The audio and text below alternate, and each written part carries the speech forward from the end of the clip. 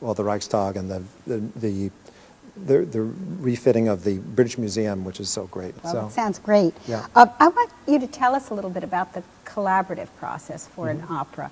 How does that work? Do you write the libretto first and then the music comes, or yes. vice versa? Yes, the words always come first in an opera. It's not like a songwriting in which there's, although it's interesting, I want to digress for a second, that the difference between, I think it's very telling the way Rodgers and Hart wrote and Rodgers and Hammerstein. Hammerstein always had the lyrics done perfectly before, and Hart, wrote with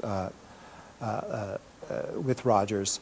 And it sort of makes sense that dramatically the Rodgers and Hammerstein pieces are the ones that are tighter, although the others, those Rodgers and Hart songs are like the...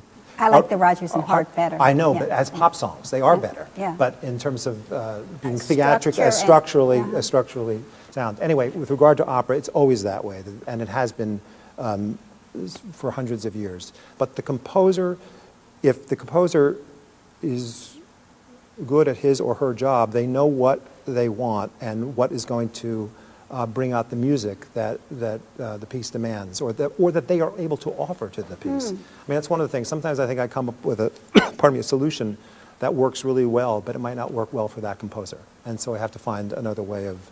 So it goes back and forth. It but does it go back. starts with the It libretto. starts with the libretto. It actually starts with a whole scenario where everything is sort of structured out, and then the libretto, and that can take a year and a half while people are going back and forth about what they want, and then of course there's a collaborative process once the score, once they start writing the score. To make them mesh. So you make go, them mesh, yeah. and of course what will happen is a composer will be writing, say, an aria, and the music will lead in a different direction, and I'll get a call and say, it's all fine, but I think I need something here, and then there's a give and take.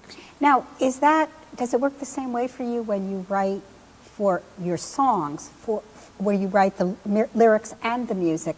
Do you do the lyrics first?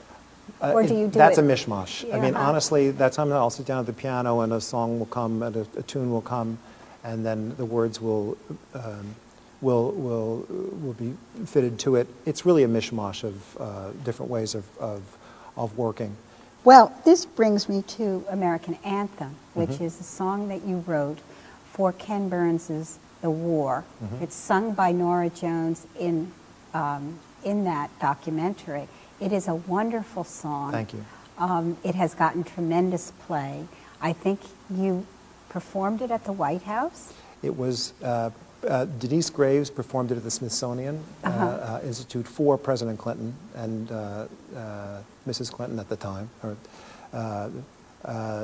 And it was a thrill. I got to meet them both, and it was an absolute thrill. That was in the late 90s. It was at an event.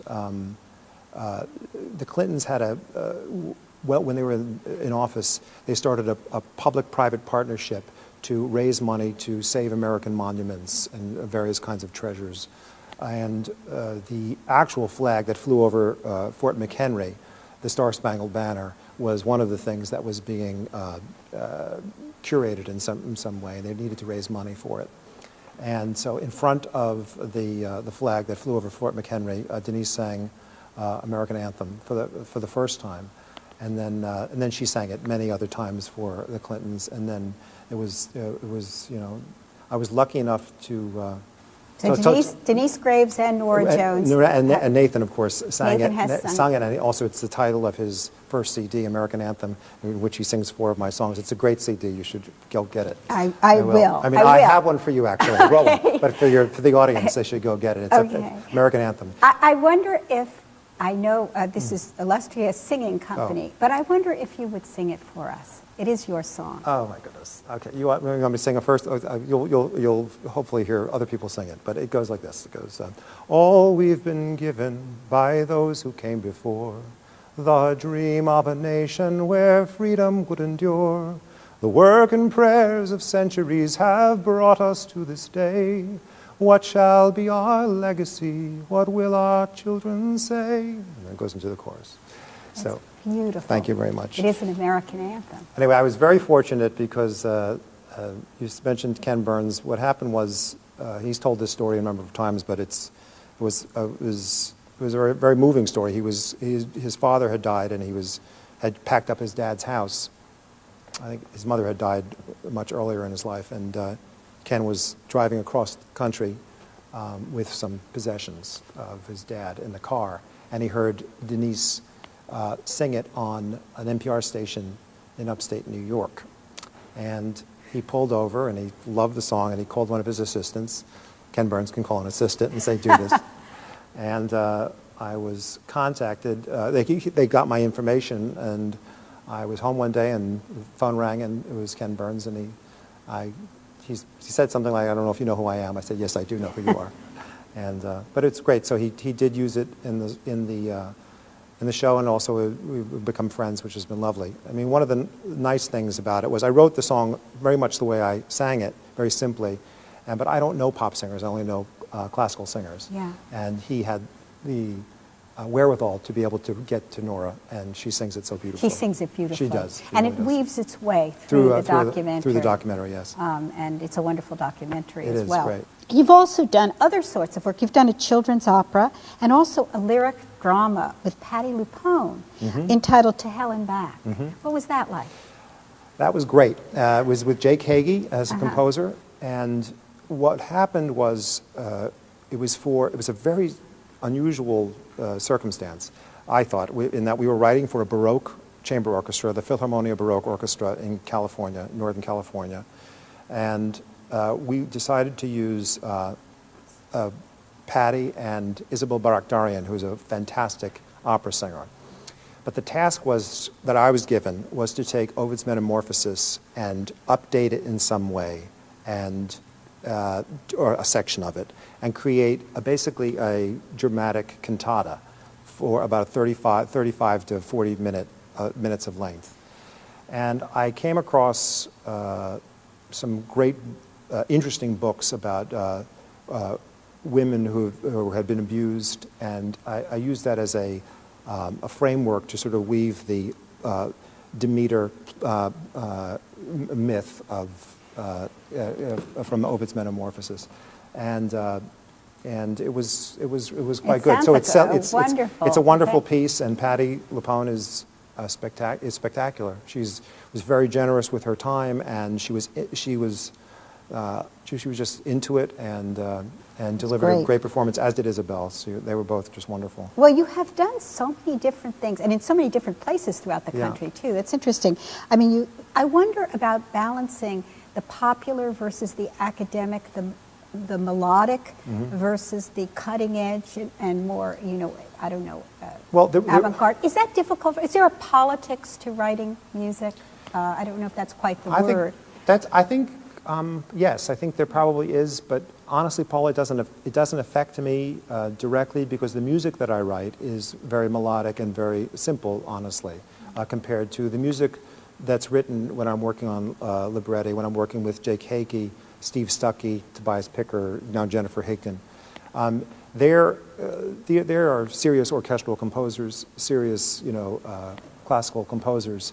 And I do think that if you, and I'm sure you have, I know you've interviewed Jennifer, it is an issue. But I think in the end you have to do something that feels right to you and what feels rich and moving to you. I think trying to guess what is going to come across is that's the realm of the popular pop music, and that's not what we're doing. Although sometimes it does transfer over or bleed over. Well, you have been lucky, and I guess it's not luck, but you have been able to be your own person, do your own thing. I've been very fortunate. Yeah, I wonder what advice, since we're nearing the end of the show, you would give to a young musician, whether a singer or a writer, songwriter, in embarking on a career, because you did go for such a long time before finding your true vocation.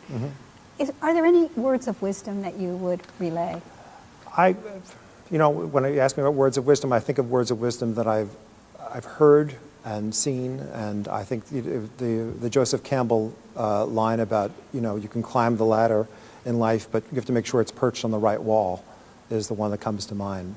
So you have to really know who you are and acknowledge what your skills are and what your passions are. The truth is that I do like performing. But I was a nervous, being honest with you, I was a nervous performer, and it wasn't something where I really felt at home, not like my friends who do this for a living. The kind of people that, you know, you're at a party, you need a chisel to get them away from the piano because they want to do it. Do you think it was because it wasn't really right? Yeah, because I do. You felt I on some level that your voice wasn't what it should absolutely. be? There's when you're trying to be this is one of the truths. If you're trying to be something that you're not, it causes great tension and all sorts of displaced, you know, stuff. So it's so the only advice I could give is make sure that the ladder is perched on the right wall, and what you're pursuing is something that is actually in line with who you are and what your real passions are. And yet you don't really feel that you could have gone directly to what you're doing. That's lesson number 2, right? Which is that, you know, be patient. Be patient, right? Yeah. You know, and nothing is, and it's true. And if you have an open mind and an open heart, nothing is wasted, because you really can. You know, cull from your life experience all different kinds of wonderful new things. And that's what happened to me, and I feel very fortunate, and knock wood, I'll just keep working on it. Well, we look forward to more operas, more songs. I really appreciate your being here today. My pleasure. It's Scheer. great seeing you. And thank you for joining us today at the Drexel interview.